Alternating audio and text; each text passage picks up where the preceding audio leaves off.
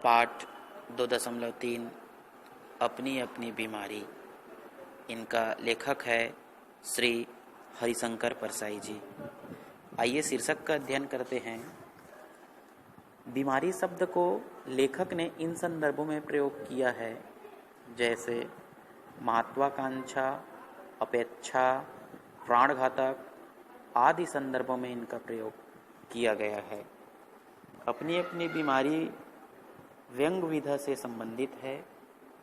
इस व्यंग विधा में टेक्स्ट से संबंधित व्यंग्यात्मक कहानी को अपनी अपनी बीमारी के रूप में बताया गया है लेखक श्री हरिशंकर परसाई जी ने। हम उनके पास चंदा मांगने गए थे। चंदे की पुरानी अभ्यर्थी का चेहरा बोलता है कि वे भाग गए। हम भी उन्हें भाग गए। अजीब रोग है यह। चिकित्सा विज्ञान में इनका कोई इलाज नहीं है। बड़े से बड़े डॉक्टर्स को दिखाइए और कहिए यह आदमी टेक्स से मर रहा है, इसके प्राण बचा लीजिए।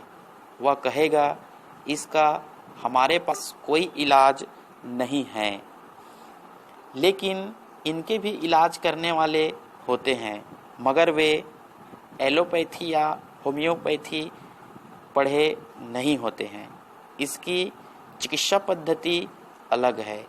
इस देश में कुछ लोग टेक्स की बीमारी से मरते हैं और काफ़ी लोग भूखमरी से।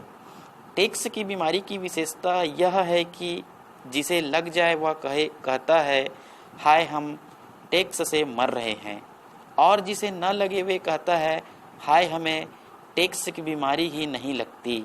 कितने लोग हैं जिनकी महत्वाकांक्षी होती है कि टेक्स की बीमारी से मरे, पर मर जाते हैं निमोनिया से। हमें उन पर दया आई, सोचा कहे कि प्रॉपर्टी समेत यह बीमारी हमें दे दीजिए, पर वे नहीं देते। यह कमबख्त बीमारी ही ऐसी है कि जिसे लग जाए उसे प्यारी हो जाती। मुझे उनसे ईर्ष्या हुई। मैं उन जैसा ही बीमार होना चाहता हूँ, उनकी तरह ही मरना चाहता हूँ।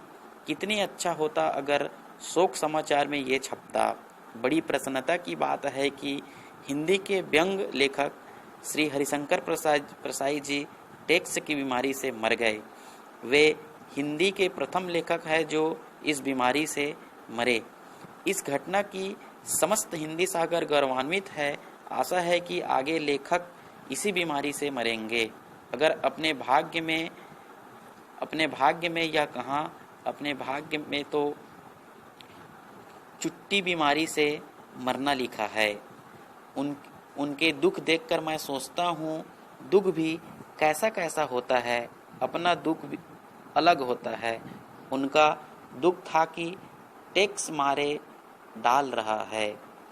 अपना दुख यह है कि प्रॉपर्टी नहीं है जिनसे अपने को टैक्स से मरने का सौभाग्य हो।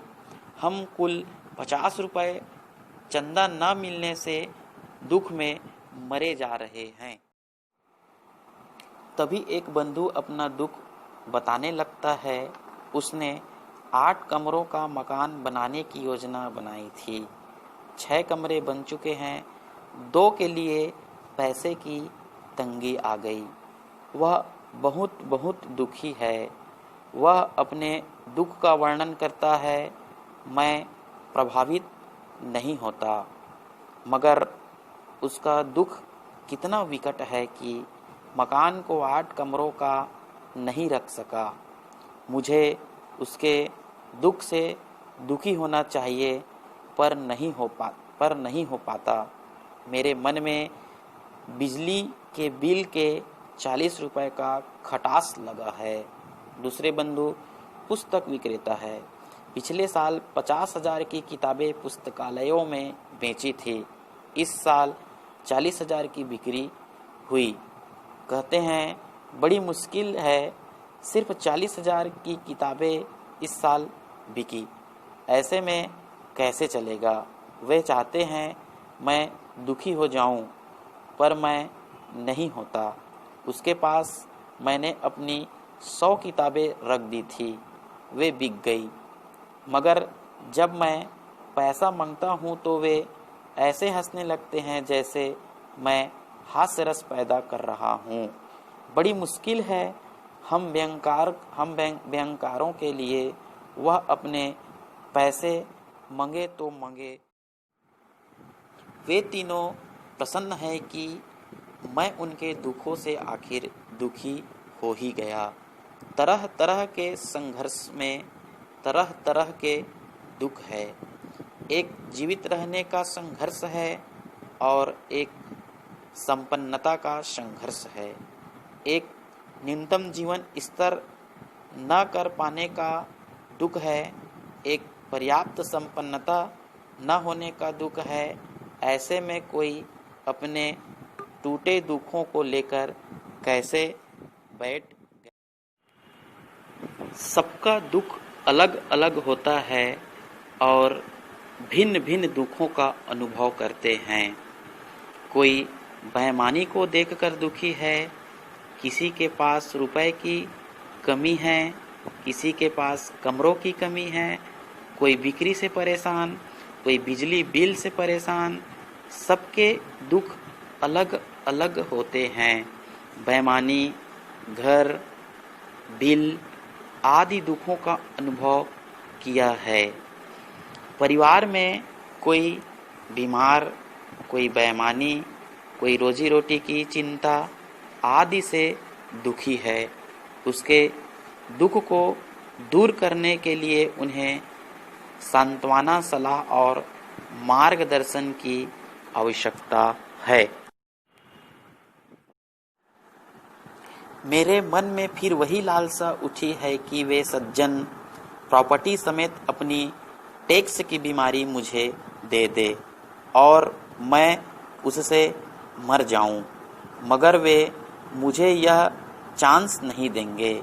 न वे प्रॉपर्टी छोड़ेंगे न बीमारी, और मुझे अंततः किसी ओझी बीमारी से मरना होगा।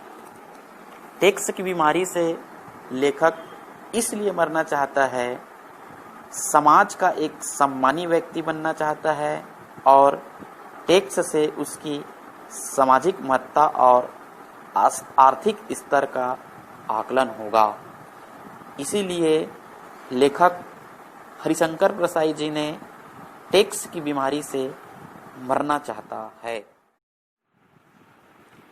लेखक ने व्यंग के माध्यम से यह बताना चाहा है कि सामान्य व्यक्ति पर यदि टैक्स लगे तो प्रसन्नता की बात होगी।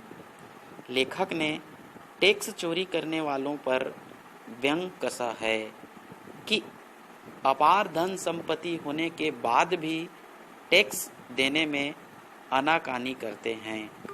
यदि यह टैक्स सामान्य व्यक्तियों पर लगता है तो वे बखूबी से टैक्स जमा करते हैं, लेकिन संपन्न व्यक्तियों पर टैक्स लगता है तो वे टैक्स देने में आनाकानी करते हैं और टैक्स को चोरी करने का प्रयास करते हैं, जिससे देश की आर्थिक स्थिति में गिरावट आती है।